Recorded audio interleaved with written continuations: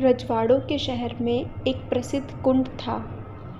10वीं सदी का यह कुंड जितना प्राचीन था उतना ही भव्य और खतरनाक भी। पुरातात्विक विभाग के संरक्षण में आने के कारण इसकी देखरेख अच्छे से हो रही थी, जिसकी वजह से आज भी ये कुंड अपने अस्तित्व को बचाए रखने में सफल था। घूमने वालों के लिए ये सुबह 10 बजे से शाम 5 बजे तक खुला रहता था। 5 बजे के बाद किसी को भी इसके अंदर रुकने की इजाज़त नहीं थी। यहाँ तक कि वहाँ के कर्मचारियों तक को भी वहाँ रुकने की इजाज़त नहीं थी। कारण था उस कुंड की खूनी और प्रेत बाधित होने की प्रचलित कहानियाँ और मान्यताएं। इतनी कहानियों और मान्यताओं की वजह से लोगों की उत्सुकता इस कुंड के लिए हमेशा बनी रहती थी। कहते थे कि अगर कोई 5 बजे के बाद यहाँ रुकता तो अगले दिन के लिए जिंदा नहीं बचता। कोई नहीं जानता था कि आखिर रात में ऐसा क्या होता है कि वहाँ शाम के बाद जो भी रह जाता है वो मर ही जाता है। कहते हैं कि भूतों और चुड़ैलों का उस कुंड में बसेरा था। दिन में तो वो कुंड बहुत ही खूबसूरत लगता था, लेकिन कहीं ना कहीं वह मनहूसियत महसूस होती थी। बहुत साल पहले जब पुरातत्व विभाग के कर्मचारी इसकी खुदाई करवा रहे थे, तब उन्हें वहाँ बहुत सारे कंकाल मिले थे, जिनका जब परीक्षण किया गया तो पता चला कि मरने वाली सभी औरतें थीं और सभी को गला काट के अधमरा ही दफन कर दिया गया था। जिस दिन खुदाई की गई थी और कंकाल मिले थे, उस दिन खुदाई करने वाला मजदूर जब रात को गहरी नींद में था, तब अचानक उसकी आंख खुल गई और वो वशीभूत सा उस कुंड की तरफ चल पड़ा। कुंड पहुंचकर सीढ़ियां उतरकर वो कुंड के अंदर चला गया।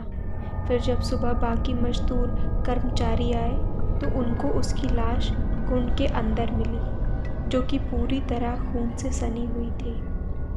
सभी उस लाश की ऐसी हालत देखकर बहुत डर गए, लेकिन किसी को भी पता नहीं चल पाया कि वो रात में आखिर क्या करने आया था और कैसे मरा। उस दिन के बाद से हर रात कोई ना कोई मजदूर उस कुंड में मरा हुआ मिलने लगा। ये देखकर पुरातत्व विभाग ने खुदाई का काम बंद करवा दिया। दिन में भी अब अजीब अजीब घटनाएं होने लगी थीं। कभी किसी को लगता कि कोई उसे पुकार रहा है, तो कभी लगता कि कोई उसके साथ साथ चल रहा है। कभी किसी को लगता कि किसी ने उसके कस के पकड़ रखा है, और कभी कभी तो कोई अदृश्य शक्ति उठाकर पटक दिया करती थी। इतनी सारी मौतें और अजीब घटनाओं की वजह से कुंड को बंद कर दिया गया था। 20 साल बाद जब वापस से कुंड खोल दिया गया, अब फिर से कुंड में चहल पहल हो गई थी, लेकिन कहानियाँ अभी भी जुड़ी हुई थीं। एक दिन पंकज और सुधीर ने कुंड के रहस्य जानने की ठानी और 5 बजे के बाद चुपचाप वही कुंड में छुपे रहे। 5 बजे जब सब लोग चले गए और दरवाजे में ताला लग गया, तब सुधीर और पंकज चुपचाप बाहर निकलकर कुंड में खोजबीन करने लगे। धीरे धीरे अंधेरा घिरने लगा था और पूरे कुंड में काला अंधेरा छा गया था। सुधीर ने 7 लाई मोमबत्ती जलाकर रोशनी कर दी। रात थोड़ी और गहरा गई थी। सुधीर और पंकज कुंड के तीसरे माले से उतरकर नीचे की ओर बढ़ गए थे। नीचे पहुंचकर जब वो वहां के एक कमरे में पहुंचे, तब अचानक ही अजीब तरह की एक डरावनी और भयानक आवाज़ आनी शुरू हो गई। हजारों चमगादड़ चारों तरफ उड़ने लगे। हवा तेज रफ्तार से चलती हुई सन्नाटे को चीरती हुई चलने लगी। अचानक से तेज चीख के साथ ही बहुत सारी औरतों के रोने की आवाज़ें शुरू हो गईं। पंकज और सुधीर को डर लगने लगा था। अचानक ही सुधीर की पकड़ी हुई मोमबत्ती बहुत तेज से फड़फड़ाने लगी और फिर ऐसा महसूस हुआ कि किसी ने बहुत ज़ोर से फूंक मारकर उसे बुझा दिया हो। अब पंकज और सुधीर बुरी ही तरह से घबरा गए थे और किसी ने सुधीर को पकड़कर हवा में उछाल दिया। तेज चीख के साथ सुधीर जमीन पर आ गिरा। जब तक पंकज उसे संभालता तब तक किसी ने उसे जकड़ लिया। अपने को किसी तरह छुड़ाते हुए पंकज ने खुद को संभाला और फिर सुधीर की तरफ बढ़ा कि तभी किसी ने पंकज को जोर का धक्का दिया और वो जाकर दीवार से टकरा गया। दीवार से टकराकर पंकज के सर से खून बहने लगा।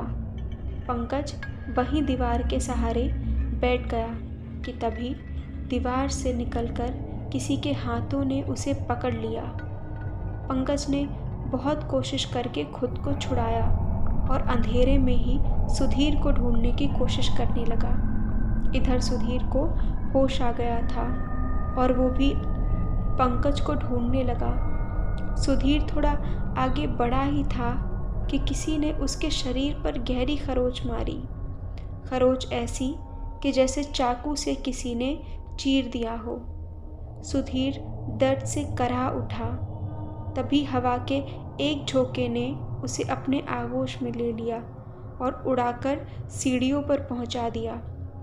पंकज ने अपने आप को जैसे तैसे खींचकर कुंड से बाहर निकालने की कोशिश की और सीढ़ियों तक आया। उसने देखा कि सुधीर वहीं खून से सना हुआ पड़ा था।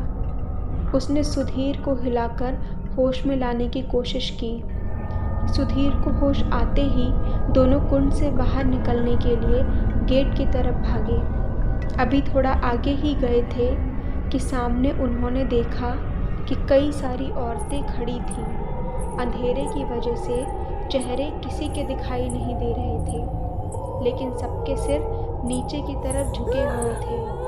वो सब औरतें धीरे धीरे सुधीर पंकज की तरफ बढ़ने लगी। तभी आसमान में एक जोरदार बिजली कड़की। बिजली की रोशनी में उन्होंने जो देखा उसे देखकर उनके पांव तले ज़मीन खिसक गई, क्योंकि सभी औरतों के गले कटे हुए थे और उनसे खून बह रहा था। सबके चेहरे सड़कर गल चुके थे और उनके चेहरों पर कीड़े पड़े हुए थे। इतनी भयानक शक्लें देखकर सुधीर और पंकज पसीना पसीना हो गए थे। दोनों वापस मुड़कर ऊपर की तरफ भागने लगे। आखिरी सीढ़ी पर पहुंचकर दोनों ने पलटकर देखा तो वहां कोई नहीं था। उन दोनों को समझ नहीं आ रहा था कि अभी तो इतनी सारी औरतें थीं, अब अचानक कहाँ गायब हो गईं। दोनों किसी कमरे में छुपने की कोशिश करने लगे। अचानक कमरे में भी वही सारी औरतें आ खड़ी हुई और पंकज की तरफ बढ़ते हुए वो ज़ोर ज़ोर से रोने लगीं।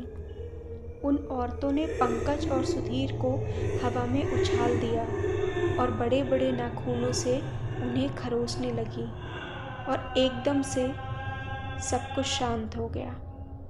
वो औरतें कमरे से गायब हो चुकी थीं। अब पंकज और सुधीर अकेले पड़े हुए थे और उनका शरीर जगह जगह से कटा हुआ था। अचानक कमरे में फिर सैकड़ों चमगादड़ चिल्लाते हुए आ गए और उन दोनों पर झपट पड़े। जब तक चमगादड़ उन पर से हटे तब तक सुधीर और पंकज बुरी तरह से घायल हो चुके थे।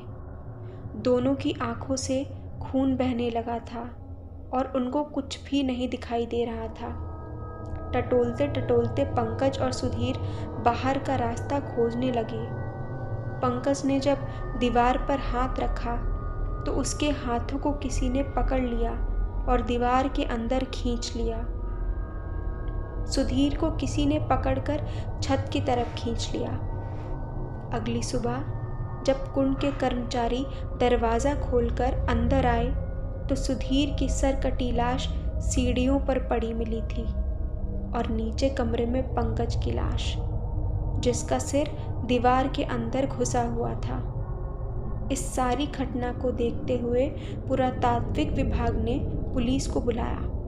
पुलिस ने अपनी इन्वेस्टिगेशन शुरू कर दी, लेकिन पुरानी मौतों की तरह पंकज और सुधीर की मौत का भी कोई पता नहीं चला। इसको देखते हुए पुरातात्विक विभाग ने कुंड को फिर से बंद कर दिया।